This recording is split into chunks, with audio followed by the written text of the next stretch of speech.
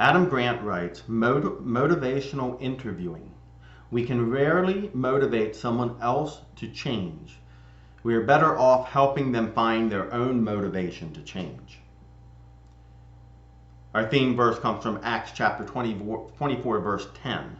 When the governor motioned to him to speak, Paul replied.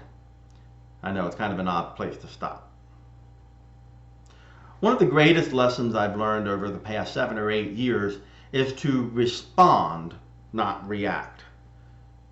The key difference in the two activities is listening to what really needs to be addressed. And I would be lying if I said I still do not react to things. I react to things quite regularly. But let me give you a window into how I've learned to handle different situations so that relationships can move forward. It happens with rather frightful regularity that I get emails sent or even handwritten letters to me detailing something I should or should not be doing. The vast majority of these communications are not meant to be attacking, but when you work on things that are near and dear to your heart, it is often hard to separate from that. When I get communications like this, I often write out a very long and detailed response, or at least I think I'm responding. Truth be told, they're reactions to whatever I am reading or how I am feeling on the particular subject that's being addressed. Very rarely do I send this initial communication. Most often what I do is send the document to a trusted person and see what they think.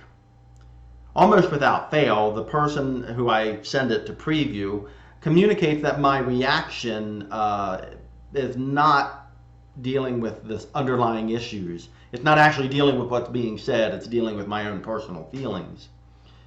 They point out that I'm reacting instead of what I perceive that I'm doing. The end result of this process is I usually rethink my communication to focus on the valid points, or maybe to find a more gentle way to respond with what I think needs to happen or my views on the subject. The key for me, though, in this process is I get my reaction out of the way, and then I have time. I don't just fire it straight back. Time invested in appropriate communication and time invested in being willing to rethink my own position. I want to encourage you to take time to listen. Listen to the whole point.